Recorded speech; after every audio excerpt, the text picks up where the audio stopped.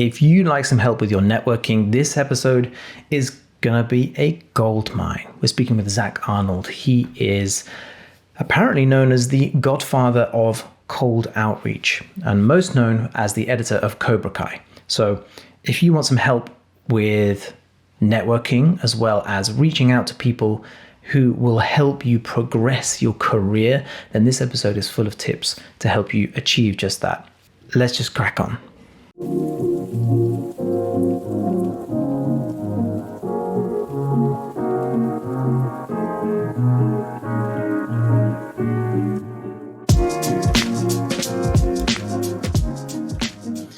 I would love to welcome to the video editing podcast, the king, the networking king, Zack Arnold. Hello, how are you? I'm good. I've never been called the networking king before, and I don't know how I feel about that. I feel like I'm always on the journey and learning more myself. I have been called the Godfather of Cold Outreach. So maybe the king, not quite there. I'm not a huge fan of the term expert because there's always more to learn. But needless to say, excited to be here, and I appreciate the sentiment.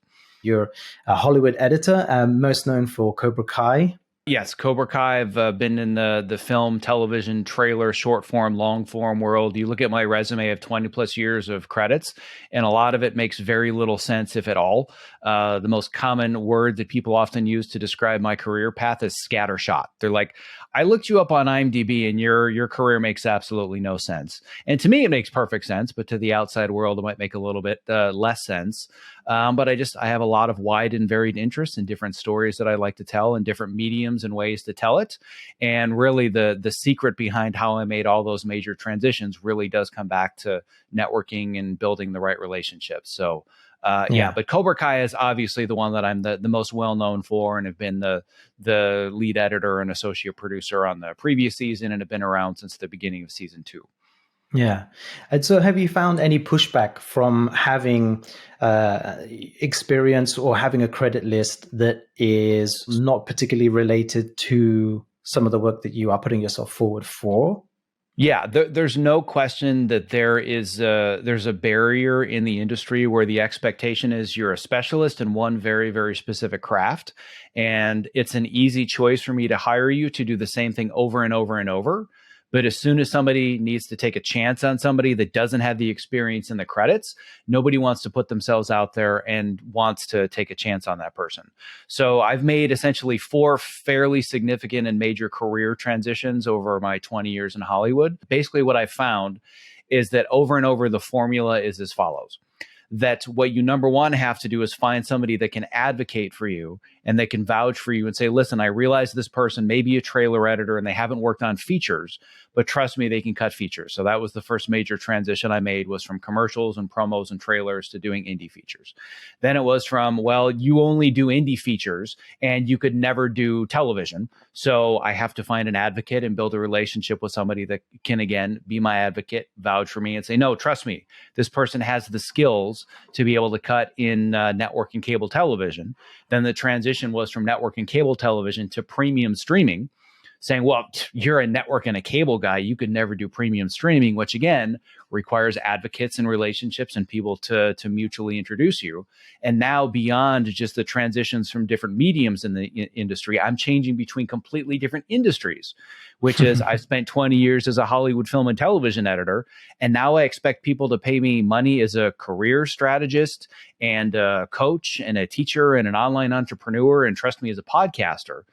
So what it really ultimately always comes down to is relationships and people that are willing to advocate for you, in combination with, I've been developing the skills that are transferable from one area of the industry to another. And I have to learn how to tell the story that I'm not starting over, and I actually have valuable skills from this previous arena that are valuable to you now. So if you're looking for that formula, like you said, where it's just a matter of, people say, well, you need to practice and you need to get better at your craft. They're not wrong, but that's not the only thing that guarantees that you can climb the ladder or switch from one ladder to the next.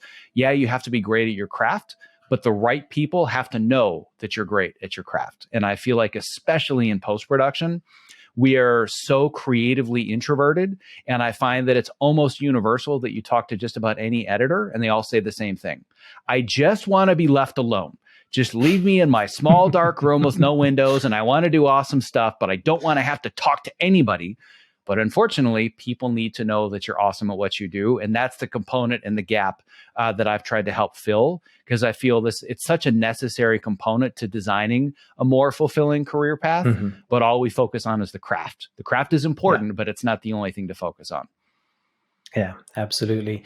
Networking is, for me, has been so much more beneficial to network sideways rather than ahead. The people booking, it's rather if you can get the overflow work from other editors, your peers working at the same level as you, that's more likely than reaching out to somebody who's way, way, way ahead of you.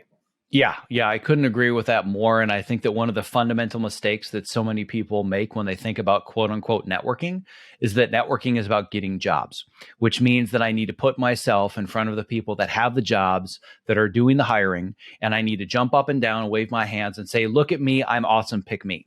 And that's the exact polar opposite of the strategies that I teach with networking. So when it comes to building your network, I actually have an entire program that's called Build Your Dream Network. And one of the components of it is identifying the 3 levels of your dream network. And those 3 levels are that you have your peers, you have your experts, and you have your gatekeepers. And almost everybody thinks that networking is, I need to get in front of the gatekeepers and get their attention. But like you said, if you're looking at it laterally or horizontally, you have to surround yourself with peers, people that are in the same place as you, or even those that are in a different place in their career, but they have similar obstacles. Those are your peers, right? That's the rising tide lifting all boats. Right. But I think the component that almost everybody misses, which in my opinion is by far the best strategy, is taking the expert approach.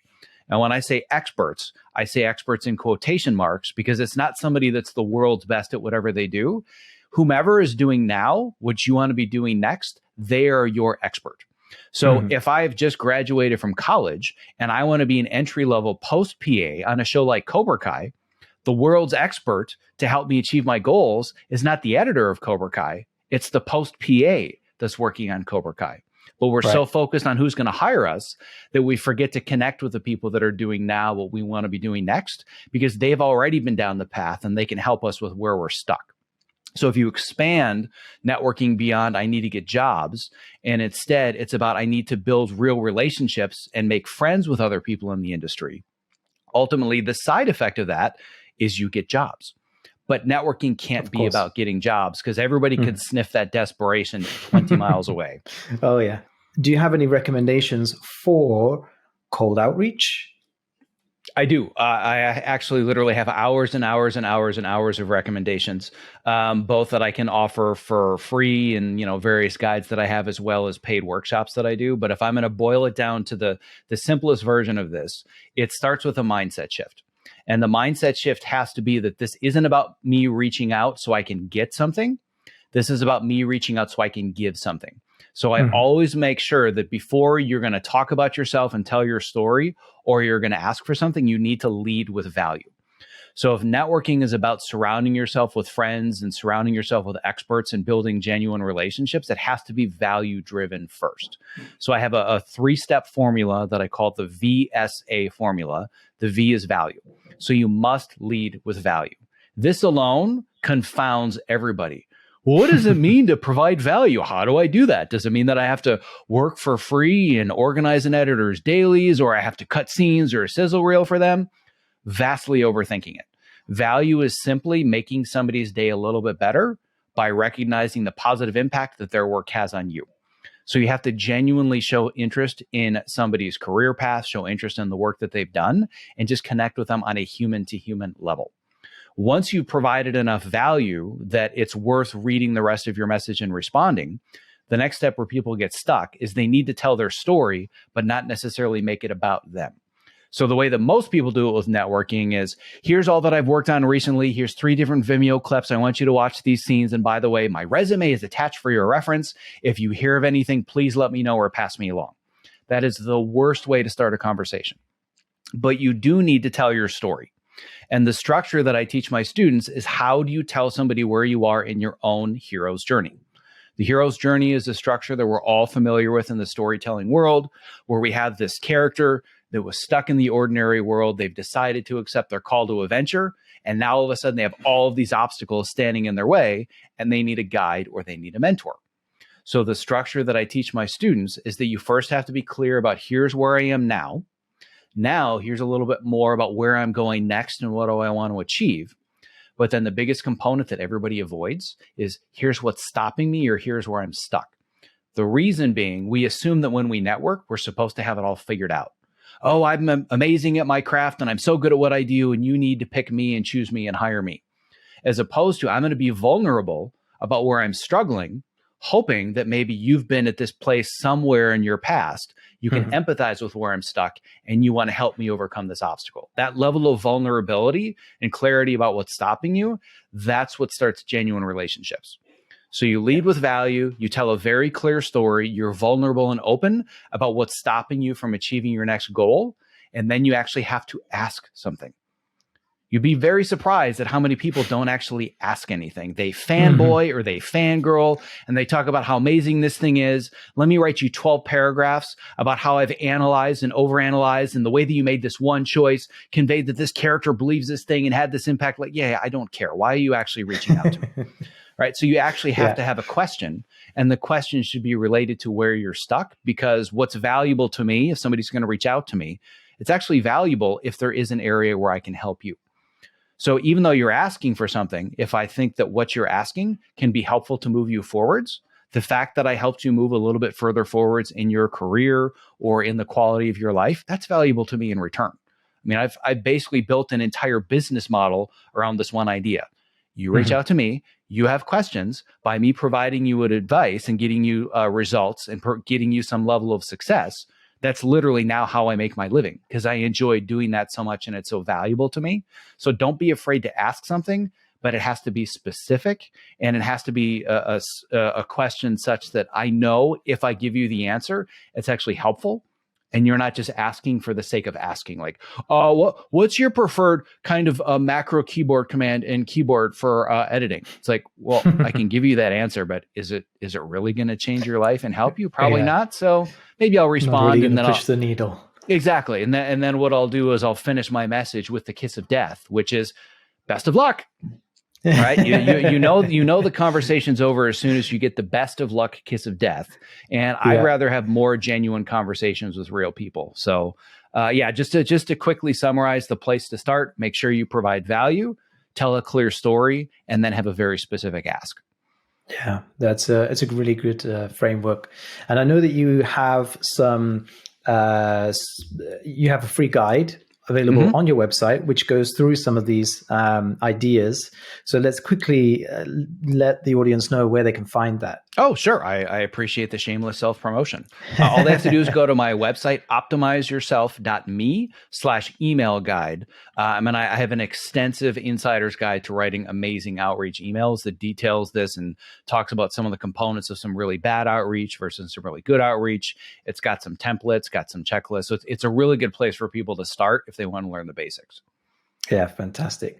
I know that whereas Unsplice focuses on storytelling, really there is nobody who can beat Optimize Yourself and Zack for networking cold outreach. So yeah, and by the way, I teach storytelling as well. The difference is that I help other creatives learn how to better tell their own stories. So you teach how can I be a better storyteller in the timeline? And I've just extracted 20 years of experience of storytelling in the timeline and applying it to real people's lives and their career trajectory. So I still consider myself a storytelling teacher, just in a slightly different avenue than in Premiere or Avid or in the timeline. Yeah, that's great. And there's less bugs in than in the you'd be NLEs. surprised. There's plenty of other bugs. There's just maybe not technical ones, but there's still plenty of bugs to work out for sure. Right? It's a lot easier to fix a networking patch bug than it is to fix the imposter syndrome bug. But there are still bugs.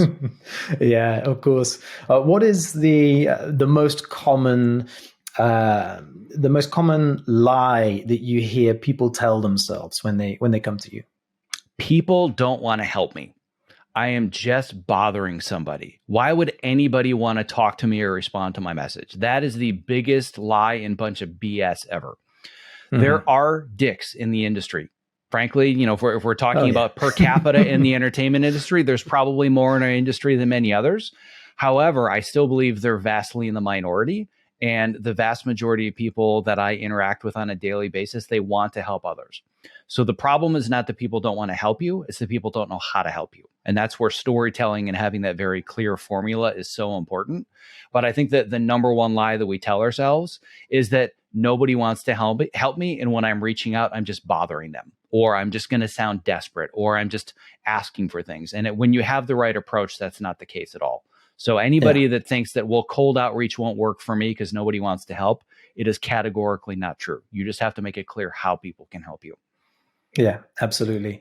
People expect, experts or, people who are cutting things that they have great respect for to have their inboxes flooded with loads of people sending fan letters and compliments, but it's really not the case. Yeah, no, it by and large, it really isn't the case. And it's what I call the prom queen syndrome, which is that if you're in high school and you're kind of that, that nerdy guy or the nerdy girl or whatever, and you're like, oh, well, I could never ask out the prom queen. Everybody's asking out the prom queen. And then you ask the prom queen and they're like, nobody ever asks me out. They don't even realize that I'm single because nobody wants to bother because they just assume this person is in such high demand. So I have found by and large that pretty much everybody is reachable. There's certainly a barrier where I would guess that Steven Spielberg probably receives a fair amount of outreach and probably very, very low response rate, very high barrier of entry. But if we look in the world of post-production, for example, I would say that, one of the prom kings, so to speak, would be Eddie Hamilton. Very much in high demand, very well known. He's working on the latest Mission Impossible movies. He did Top Gun Maverick, was Oscar nominated. And I know for a fact he's very reachable because students in my community have reached out to him and used this exact same formula. And not only do they get responses, they've scheduled Zoom calls with Eddie where he'll talk to them for an hour, hour and a half. He is somebody that really, really wants to reach out and wants to connect with people and help them. But his time is very, very limited. So he has to sift through the really crappy outreach that's all about the other person versus the genuine outreach that is about Eddie, but also where this person has a very clear ask. So when people think, well, I wouldn't be able to reach out to all these people because they're unreachable or they're so busy or their inboxes are so full. It is true that their inboxes are full, but they're full of bad outreach. And it's also just full of noise from life and from the job. But I can all but guarantee that you are going to compete with nobody if you're sending really genuine, really personal, good cold outreach, because I've seen it happen over and over and over again. People that are deemed unreachable will respond to my students' messages and they will even be the ones that say, I would love to schedule a call and get to know you a little bit better. I would love to speak with you a little bit more about, you said about jumping about between disciplines and you are now working within the scripted world. Obviously, I'm unscripted and commercial. And I have a lot of people who who worry about pigeonholing and feel like they need it all figured out from the very beginning. What do you have to say to that? Oh, well, the first thing that I have to say about pigeonholing is very controversial. And I've gotten myself in trouble with this in the past, and I've made people very, very mad, but I don't apologize because I really think that I'm right about this one. The first question that I want anybody to ask that's struggling with pigeonholing is, who pigeonholed you? That's the big question, because most people are going to say, well, what do you mean? The directors are pigeonholing me, or the studio executives, or the creative directors, or whomever is in the hiring position. They're the ones that are pigeonholing me. Not true. You are the one that pigeonholed yourself, and you did it with one very specific, but one very simple word. Yes. Yes, I will do this next project that's just like the one that I did previously. And then a year later, I will say yes 3 more times to the same thing. 10 years later, you have a resume of all of the exact same thing. One of the most common ones that I hear in the unscripted space with my students, so many people that are quote unquote pigeonholed being true crime unscripted editors. Like, well, Were you forced to do this against your will? Well, no, not really, but I had to pay the bills. And my entire network is other post producers and creative directors and editors that are doing true crime documentaries in the unscripted space. Okay, so how many times have you said no to those projects to pursue other things? Well, I've never really said no. I didn't even know that I could say no. So let me ask you again, who has pigeonholed you? Then their head drops and their eyes drop and they're like, I did. So that's the first thing, is you have to take responsibility for the fact that you allowed yourself to be pigeonholed. And the way to remove yourself from that equation is to say no. But the next biggest challenge when you feel like you've been pigeonholed, or even when you realize that you've allowed yourself to be pigeonholed, is, yeah, but it's a legitimate barrier that I don't have the experience that somebody is looking for. And I'm stuck between the rock and the hard place of, I need the experience to get the experience, but to get the experience, I need the experience. And this is so common, especially in the unscripted world, but frankly, for anybody making a career transition or changing disciplines, is that at some point, you're not going to have the experience. So the story that you need to be able to tell is, I have the skills. So what often happens is we tell ourselves this false narrative that I'm starting over.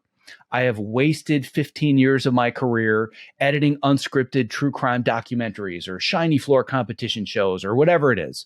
I've learned about there are like 178 subgenres in the world of unscripted and reality, which I find fascinating. But people think to themselves, I'm starting over. No, you're not.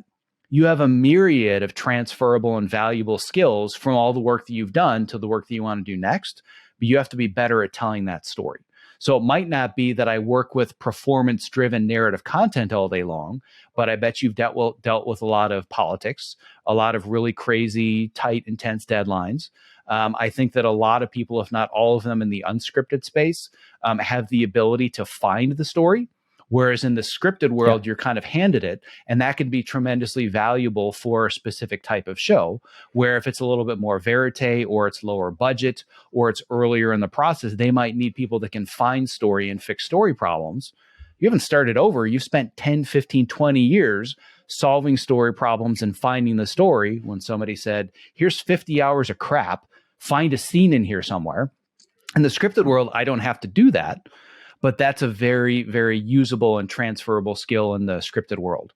One specific story that I always tell when it comes to this idea of being pigeonholed and looked over, but it actually being valuable, is that when I was making the transition into the TV world, specifically in cable and network TV, I was up for consideration for the television show Burn Notice, which I did end up landing as my very first TV credit, because I had not one, but two different advocates that were telling the showrunner and the studio, trust us, just hire this person.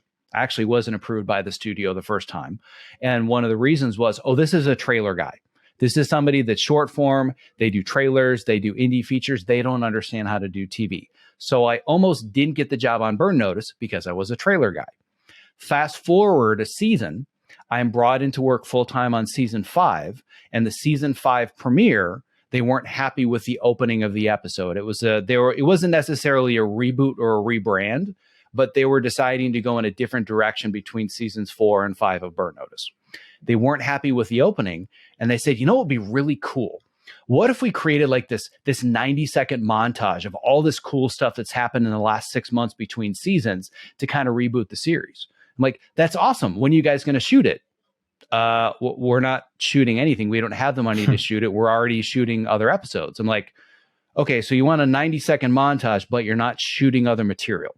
So the showrunner sent me an email with a paragraph of voiceover and said, make something with this voiceover. That's all I had. So I had to spend the next 2 weeks going through, literally at that time, to really date myself, going through boxes of DV cam tapes of all of the dailies and the footage that didn't end up making it in the previous 4 seasons of the show. And I had to construct a 90-second montage from scratch. And after they saw that and they loved it, guess what they said? We are so happy we have an editor that has trailer and short form experience. And I'm like, there you go. Really? Like, come on, this is the reason you didn't want to hire me. But the point of the story is I had so much transferable and valuable experience in a different discipline that it made their problem solvable. Whereas another editor that has no experience in short form or trailers or marketing probably couldn't have solved that challenge. So Absolutely. the moral of the story is wherever you are in your career, you're not starting over. You just have to learn how to better construct and tell the story that I have the skills that are valuable to you, even though I might not have the experience.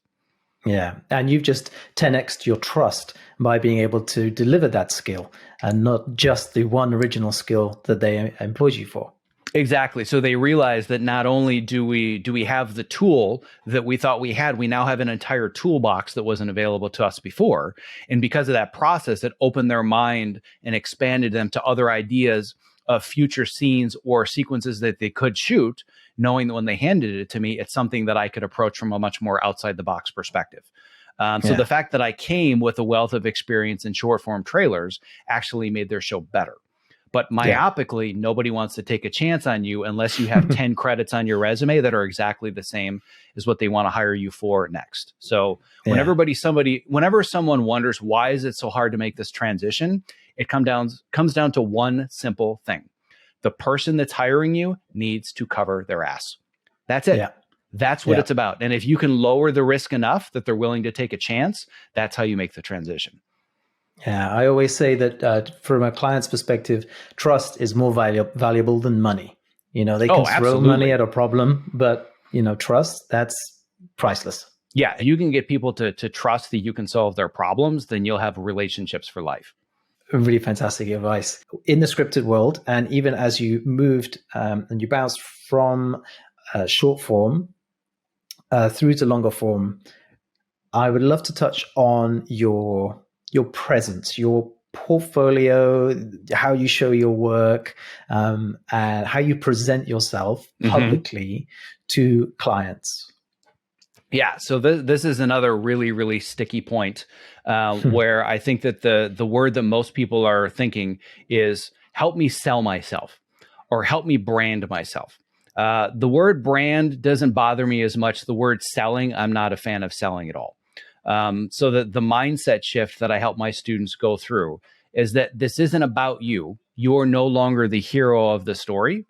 The person that wants to hire you, they are the hero of the story and you are the guide. So essentially, it's your job to understand their problems and tell the story that you can solve them. So it doesn't matter if we're talking about your resume, it doesn't matter if we're talking about a portfolio website or a sizzle reel or a demo reel or how you present yourself in an interview. It's not about you. What I always tell my students and remind them of this, and I'm very cold about this. I'm going to apply this to all of your listeners, your students, and your clients. Nobody cares about your hopes and dreams. These people have problems and they need you to solve them. So when they ask you in an interview, for example, tell me about yourself, they don't want you to talk about yourself. They want you to talk about what skills and what value you have that are going to solve their problems and make their life easier. So when it comes to, I'd like to say presenting yourself like you did, rather than how do I brand myself or how do I sell myself, the way you present yourself is the solution to somebody else's problems. How you do that is, nuanced, whether it's a website or a resume or a bio page on LinkedIn or an interview. But essentially the mindset shift is that I'm here to present myself as the solution to your problems. Yeah, absolutely. I quite often have people come to me with this idea, and one of the main things that's holding them back is perfectionism, and it's perfectionism of the portfolio. I'm not ready to put myself out there just yet. I don't have a portfolio to show, and these are just, from my experience, excuses that people tell themselves to, prevent themselves from failing. And so I always say the same thing. And I just say, just apply, just put yourself out there. If you don't have a portfolio, maybe you have one video. If they ask to see it, you can send them that link to that one video and use that. You don't have to have a super polished portfolio. Yeah, perfectionism is essentially a synonym for procrastination. It's essentially just an excuse to not take action, and it's usually rooted in some form of fear. So what I always tell my students, and this is actually this is born from me actually training students in the real world to prepare them for their very first Spartan race. So one of my hobbies/obsessions has been both Spartan racing and American Ninja Warrior for like 5-10 years now. And what I always find over and over is when people come to me and they say, "Hey, this Spartan thing sounds really, really fun. and it looks like it'd be really interesting, but I don't think that I'm ready yet. So I say, okay, so what would it take? Well, I really need to get in shape so I can start training for a Spartan race. And I say, do you think the time is going to come when you feel ready to train for a Spartan race? Well, there's always some excuse. There's always something in the way. And I always say that you have to be ready to not be ready. There is a certain barrier of entry where if you can't walk around a block, it's probably going to be tough to go through one of my 3 or 4 hour Spartan training sessions. But you're never going to be in shape or quote unquote ready enough because it's never going to come, which is where that perfectionism, I think, holds so many people back. So you just have to be at the place where you're ready to not be ready. And if we're talking about a portfolio website, if you're thinking, well, what I really want to do someday is I want to edit Mission Impossible movies. Well, if all you've done is edited 2 independent short films, well, yeah, I can see why you'd be scared to put together a portfolio website with 2 independent short films if you're going to send it to Eddie Hamilton because he's looking for a co-editor. You're definitely not ready for that. But if you're looking at doing your first feature-length independent film, having 2 clips for 2 shorts might be just enough to convey, I have the creative language that you're looking to speak in your film. I don't really have an entire website, but here are 2 links to 2 Vimeo clips. As long as it demonstrates that you speak a similar language and you have some experience, that somebody's willing to take a chance on you, well, yeah, that's a place where you can be ready to not be ready. I'm at the point still, after years and years of now coaching and teaching and doing all the things that I do with Optimize Yourself as a podcaster, I still don't feel like I have a version of my website that's ready. I still don't feel like I have a version of my online workshops and courses that are ready. But if I waited until I were ready and they were perfect, I would have 0 students right now, because I consider myself a recovering perfectionist. And I always used to make all of those excuses about, well, I'm not ready to do this yet. It just needs to be a little bit better. And the reason, again, like you alluded to before, is that I want to prevent failure. But guess what? The absolute fastest path to success is failing faster than everybody else. It took me a long time to figure that out, but now I don't avoid failure. I approach it as I need to fail faster than everybody else around me, because the faster I fail, the faster I learn and I iterate and I succeed. So if you were to go back and listen to the last 8 or 9 years of my podcast, of which the first podcast that I did, Fitness and Post, is not even available anymore, but it sucked. Like it was, I go back and I listen to it now and it's like cringeworthy. I didn't have my voice yet, and I didn't know how to structure a conversation, and it meandered, or it was too structured and it was just questions 1, 2, 3, 4, 5. But if I hadn't put myself in a position where I could publicly suck at it and get better, I still wouldn't be good at it today. So if you're a perfectionist because you're trying to prevent failure, what you're also doing is preventing success. Those incremental changes at the time seemed so imperceptible, but when you look back, even 2 years, so much has changed, and it really does pay off. Yeah, there's a very common quote that's attributed to multiple people that we overestimate what we can achieve in a year and we underestimate what we can achieve in 10. And if all you're focused on is thinking, well, I should be at this point by now, and it's been a week or it's been a month or it's been 6 months, it's really easy to get discouraged. But if you're willing to take the time and really look back in hindsight at how much you have accomplished, and you set a more realistic expectation for how long this transition might take, I think you'll be pleasantly surprised that you're making more progress than you think. But we get so myopically stuck in the weeds that we think, well, by now this should have happened. But we don't have the luxury of going on Google and saying, how long does it take to be a doctor? If you go on Google and say, what does it take to be a doctor? You're going to have the answer. It's going to hear you go to, you have to get this degree first. It takes this amount of time. Then you do this residency. Then you do this internship. The path is very, very clear. We don't have a path that's clear. We don't have a path that's clear at all. And frankly, we have 100,000 different paths that we could take, and there's no guaranteed timeline. So we just automatically ascribe what we think the timeline is supposed to be. But it never ends up working that way. But if you break it down into these smaller, more fundamental steps, then you have more of an opportunity to look back and realize you're making more progress than you think. Yeah. Listen, Zach, it's been a pleasure. I feel like I could speak all day with you, but we can't, unfortunately. So do you have a parting tip for any editors out there who feel a bit stuck at the moment? Yeah. So if you're feeling stuck, first ask yourself, am I at peace with how I am spending my time? The earlier you are in your career, the more it feels like you have all the time in the world to accomplish what you want to accomplish. But what I have found through my own personal experience, as well as now working with hundreds of students all over the world, not just in unscripted, but scripted, directors, composers. I've worked with biomechanical engineers. I've worked with people in various fields.